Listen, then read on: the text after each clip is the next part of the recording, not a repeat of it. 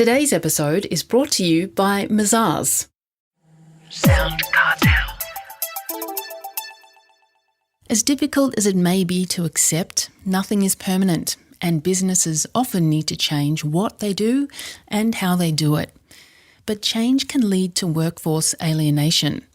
So how do you retain your top staff during times of flux? From SoundCartel, I'm Nicole Goodman, and this is Business Essentials Daily.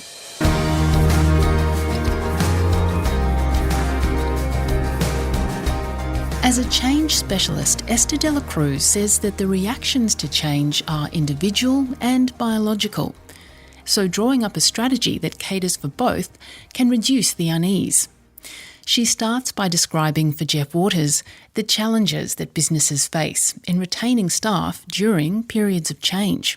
Yeah, it's one of the biggest challenges I think most large-scale transformation programs face is that human beings experience change in various ways. And even though we see certain consequences being the same, it's very individual as to how a person responds when they go through change. And so creating a bit of a strategy or an approach around how we would prevent that staff engagement to be lost in the process, I believe over the years that it boils down to three different success factors. The first one being very transparent about your communication. Every person appreciates that, for example, with a restructure, not everything can be shared right up front and there's a right time and a right place for the right messaging. But the more open and transparent you can be about what you can and cannot share really helps then to create the second success factor, which is establishing trust. And hopefully the organization already has a really significant level of trust among staff and in relation to their leaders. But during times of change, that can deteriorate quite quickly if that communication flow isn't as transparent as it could be. And then the third element then that transparent communication and trust will drive is it will optimize teams working together and individuals working together. And the reason why I have that as a third key factor is that when we go through change and we feel really uncomfortable about the unknowns, it actually creates a biological response in our body around the cortisol that it generates, the stress we feel from the unknowns. And cortisol is known to put us in a state of fight and flight or freeze. And therefore, that doesn't give us the ability to collaborate optimally. So we want to really create an environment as leaders that optimizes people to still be able to collaborate, to not have the amounts of stress and cortisol running through their systems to shut down, but really be open to what is happening next. Do you think that a company that's about to go through change needs to factor in the loss of some valued staff, or can that be avoided? That's a great question. I mean, absolutely what you read is people always feel like we just accept that when we go through a merger or when we go through a major organizational restructure or even IT system change, we accept that some people are not comfortable and will leave. But I've recently experienced that in an organization that approached very much the people-centric approach and really worked hard on that environment of transparent trust and teamwork.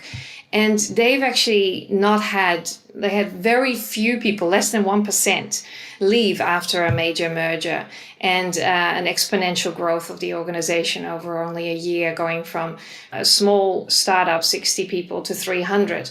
And so I actually beg to differ that I think it is possible to prevent people from leaving even during transformational change if you create the right environment in which people can thrive through change and feel empowered to be part of it. Mazars is an international audit, tax and advisory firm committed to helping clients confidently build and grow their businesses. Experience a new perspective with Mazars. Visit mazars.com.au. That's mazars.com.au.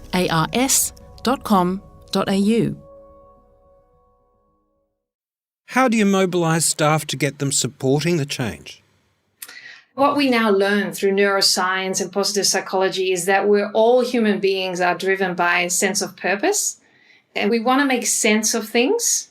And when change is something that we haven't chosen ourselves, we are seeking to find out what the meaning of it is and what the reason for it is. But very often, particularly in large corporates, we won't spend the time necessarily crafting our why. Why is it that we're doing this, and why is it that we're doing this right now? So why is this important for the greater good? If we do that, and when we do that, we find that we can get people to buy into that and see the purpose of why this change, even though it hurts maybe a little bit and feels really uncomfortable. There's a sense of buy-in, there's a sense of getting behind that greater purpose to achieve an outcome together. And you write that a key is to give staff a voice and to empower them to engage with change. What do you mean by that? Yeah, recently I started using the word dialogue a lot because to the earlier point around how we have a biological response to stress, such as the unknowns that we face, it also means that we make up stories in our minds. And so when we make up stories in our minds about what the future might look like, so for example, in a restructure, some people might feel like, oh, I'm definitely going to lose my job. They're going to, give me the boot. And maybe that won't even eventuate. But because they're already fearful of that, they're making these stories up in their minds, and they will be not as productive. They will also impact their well-being. And so you want people to find a place of psychological safety where they can express those assumptions they're making in their mind and be able to have a conversation about it and say what is actually real and really happening versus what are the stories that I'm making up in my mind about what could happen. And so a dialogue around change is incredibly important, and creating a platform for conversation around change is very important to minimize that. You mentioned large corporates before, but for small businesses, do you think it's a harder or an easier process to maintain your staff during periods of change? Large corporates definitely have the challenge of having a lot of different styles of leadership coming together. And I know there is that tension between how to show up at work very professionally versus being yourself at work. And I've been in large corporates a lot, and I now work also with some smaller organizations. And I guess it is definitely easier to be more yourself when you're in a smaller organization where there's less of that, I don't know if you call it red tape, or kind of the expectation that you show up really professionally in some sort of different jacket, a uniform, so to speak. But I think there is a real push with a lot of different influencers, such as Simon Sinek and Brene Brown, where there is this push to get leaders to become comfortable with being themselves, even if they work in large corporates, so that they can inspire their staff to also bring their whole self to work. And I think there's great power in that, because it creates that increased level of trust and the transparency of communication, the dialogue, and better collaboration, because people are not hiding behind a certain expectation. They're actually bringing themselves to work. Is there any particular advice that you'd give to the smaller business about this? You said that it was easier to be yourself, which is great, but have you seen any examples of difficulties or anything specifically related to small business? Yeah, if smaller businesses are growing, they might feel the need to be more regimented. Maybe they start to think, oh, we should tell people what our dress code is, or we should start to have certain expectations about how you show up at work. When actually I think the power of small business is that it still allows for that diversity of thought, that diversity of personality to be embraced and to be safe, to express yourself and allow for your ideas to be heard. And in corporates, that sometimes becomes a lot more difficult because, of course, from the past, that whole professional kind of look that we want to create in corporate, the expectation that you show up in a certain jacket, it has lost that. And they have to work very hard to now create that again, or create that for the future of how we work together. Because I think that will motivate staff, that will humanize our workplace, and will get better results for everyone. So I'd say hang on to that. If you're a small business that are growing, don't lose that individual qualities, bring those out in people. That was Esther De La Cruz, Director and Change Specialist.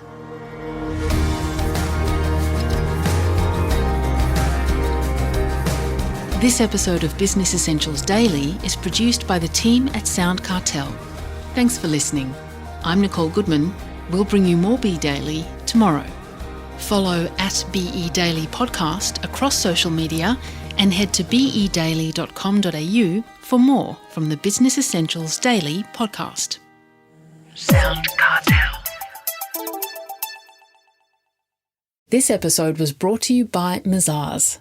To find out more, visit mazars.com.au. That's mazars.com.au.